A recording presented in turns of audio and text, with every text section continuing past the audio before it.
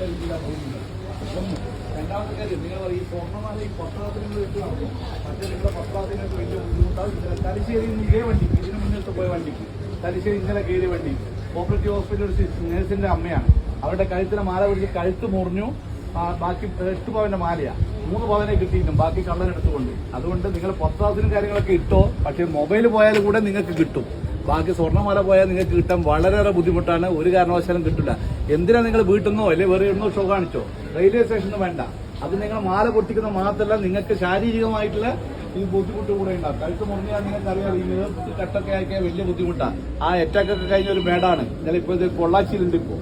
അപ്പൊ അതുകൊണ്ട് ഒരു കാരണവശാലും നിങ്ങളെ പത്രാസ് കാണിച്ചിട്ടുള്ള മാല ഇട്ട് പോക്ക് വേണ്ടെന്നാ പറയുന്നത്. ഇനി ഇട്ട് പോകുന്നുണ്ടേ നിങ്ങളെ ഇഷ്ടം. വന്ന് പരാതി കൊടുത്തുകയെ നമുക്കൊന്നും ആക്ഷൻ എടുക്കാൻ പറ്റില്ല. ഈ നിങ്ങൾക്ക് യാത്രയിൽ ഉപകരിക്കാനുള്ള പല കാര്യങ്ങളും റെയിൽവേ ചെയ്തിട്ടുണ്ട്. നിങ്ങൾക്ക് എന്തെങ്കിലും ഒരു ആവശ്യം ഉണ്ടെങ്കിൽ തന്നെ ഇമീഡിയറ്റ് 139 എന്ന് പറഞ്ഞ ടോൾ ഫ്രീ നമ്പർ ഉണ്ട്. കേൾക്കുന്നില്ല ലേഡീസ്? ഇപ്പൊ സ്ത്രീകൾക്കെതിരെയുള്ള പരാതികളൊക്കെ കുറെ കൂടി വരികയാണ്. നഗ്നത പ്രദർശിപ്പിക്കല്, ഫോട്ടോ എടുക്കല്. കഴിഞ്ഞ ആഴ്ച മലബാർ എക്സ്പ്രസിൽ 70 വയസ്സുള്ള ഒരു അമ്മമ്മേനാണ് ഒരു സ്കൂൾ മാഷ് പീഡിപ്പിച്ചത്. ഇവിടെ വെച്ച് തലശ്ശേരി കണ്ടുവന്ന ഒരു ലേഡി പുറത്തെടുത്തിട്ട് അതിനെ അടിക്കുമ്പോഴാണ് നമ്മൾ പിടിച്ചിരിക്കുന്നത്. അപ്പോ അതുകൊണ്ട് പ്രത്യേകം പറയുന്നത്, ഇങ്ങനെ എന്തെങ്കിലും ഒരു സംഭവം ഉണ്ടെങ്കിൽ നിങ്ങൾ വിളിക്കേണ്ട നമ്പറാണ്. ലേഡീസ് പ്രത്യേകം ശ്രദ്ധിക്കുക. ആർക്കെങ്കിലും ഈ കൂടിയിരുന്നോട്ടർക്ക് അറിയാം നമ്പർ അറിയാവാ? ടോൾ ഫ്രീ നമ്പർ ആർക്കും അറിയാവാ?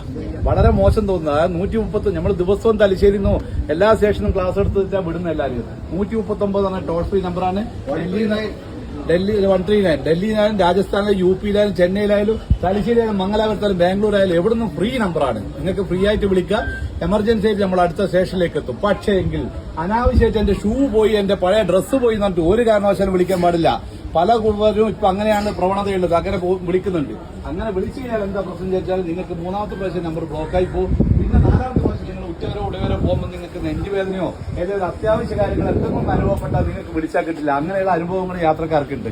അതുകൊണ്ട് റെയിൽവേ ചെയ്യുന്ന നല്ല നല്ല കാര്യങ്ങളൊക്കെ വളരെ നല്ല രീതിയിൽ ഉപയോഗിക്കുക. ഇപ്പം തന്നെ ഇത്രയും കൂടിയിരുന്ന ആളുടെ വണ്ടി വരുന്ന വണ്ടിയുടെ തല കാണുമ്പോൾ തന്നെ നേരെ അങ്ങേ ഭാഗത്ത് പോകും.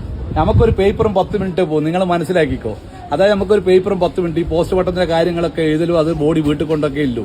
വീട്ടിലും കൂടി നമ്മൾ കൊണ്ടുപോയില്ല. അതിലും ബാക്കി ഹോസ്പിറ്റൽ അധികം കൊണ്ടുപോകും. അതുകൊണ്ട് അങ്ങനെയുള്ള മരണം നിങ്ങളെ മക്കളെയും നിങ്ങൾ ക്ഷണിച്ചു വരുത്തണ്ട. തിരിച്ചറിയാൻ പറ്റാത്ത ആർക്കും കാണുന്നുണ്ടെങ്കിൽ ഞാൻ മൊബൈലിൽ കാണിച്ചു തരാം. വളരെ വളരെ ദയനീയമായ സംഭവങ്ങളാണ് ഈ അടുത്ത കാലത്ത് നടന്നുകൊണ്ടിരിക്കുന്നത്. നിങ്ങൾക്ക് ഒറ്റയ്ക്ക് ലേഡീസിനെ യാത്രയാക്കാൻ പലരും പറയും റെയിൽവേയിൽ മക്കളെ ഒറ്റയ്ക്ക് യാത്രയാക്കാൻ പറ്റൂല, അല്ലെങ്കിൽ പേടിയ. ഇപ്പോൾ ഒരു പേടിക്കേണ്ട ഒരു ആവശ്യമില്ല. നമ്മൾ നിങ്ങളെ പിന്തുടരുന്നുണ്ട്. പിന്നെ നമ്മുടെ ഉദാഹരണത്തിൽ ഇപ്പൊ മംഗലാപുരം എന്ന് പറഞ്ഞാൽ തിരുവനന്തപുരം വരെ വരുന്ന ഒരു യാത്രക്കാരി ഒരാളാണെങ്കിൽ, സിംഗിൾ ലേഡി ആണെങ്കിൽ RPF-ന്റെ വനിതാ കോൺസ്റ്റബിൾ എല്ലാ സ്റ്റേഷനിലും പോയിട്ട് മേരി സഹേലി എന്ന് പറഞ്ഞ ഒരു പരിപാടിയുണ്ട്. നിങ്ങളെ വന്നിട്ട് എന്തോ പ്രശ്നമുണ്ടോ തിരുവനന്തപുരം വരെ എത്തുന്നവരെ നിങ്ങളോട് ചോദിക്കും. ഇങ്ങനെയുള്ള കുറെ നല്ല നല്ല കാര്യങ്ങളൊക്കെ ഉണ്ട്. അതൊക്കെ നിങ്ങൾ ഓർത്തു വെക്കുക. ഒരു ഡോക്ടർ ചെയ്തതാണ് 139ന്റെ അജ്ഞത കൊണ്ട് ചെയ്തു വെച്ചതാണ്. കണ്ണൂരിൽ നിന്ന് കോഴിക്കോട് വരെ പോകേണ്ട ഡോക്ടറാണ്. എടക്കാടുന്ന് കയറിയതാണ്. വൈകുന്നേരത്തെ പാസഞ്ചറിൽ അവൻ നഗ്നത പ്രദർശിപ്പിച്ചു വടകര ഇറങ്ങി. ഡോക്ടർ കോഴിക്കോട് വെച്ചില്ല പരാതി കൊടുത്തത്. ഡോക്ടർ കോഴിക്കോട് വെച്ച് പരാതി കൊടുക്കുമ്പോഴേക്ക് ഇദ്ദേഹം ഇറങ്ങിപ്പോയി. ഇതുവരെ ആളെ പിടിക്കാൻ പറ്റിയില്ല. അതേപോലെ ഇങ്ങനെയുള്ള നല്ല നല്ല കാര്യങ്ങൾക്ക് 139 നമ്പർ ഉപയോഗിക്കുക. രണ്ടാമത്തെ കാര്യം, നിങ്ങളുടെ മക്കൾ പറയും അച്ഛനും അമ്മേനൊക്കെ ഗേൾ ഫ്രണ്ടോടും ബോയ് ഫ്രണ്ടോടും സംസാരിക്കാൻ നെറ്റ് കിട്ടുന്നില്ല. ബോയ് ഫ്രണ്ടോട് സംസാരിക്കേണ്ടിയിട്ടാണ്. അത്ര അത്യാവശ്യമൊന്നുമില്ല. നിങ്ങൾ വിടണ്ട, നിങ്ങളെ വീട്ടിൽ തന്നെ ഇരുത്തിക്കും. അങ്ങനെയുള്ള മരണങ്ങളും നടന്നിട്ടുണ്ട്.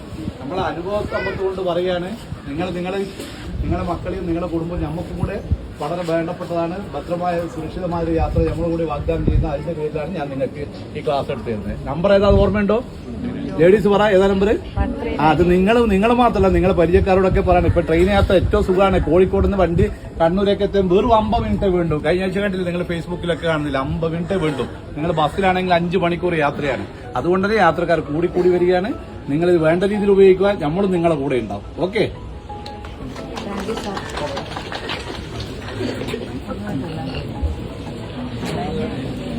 Thank you.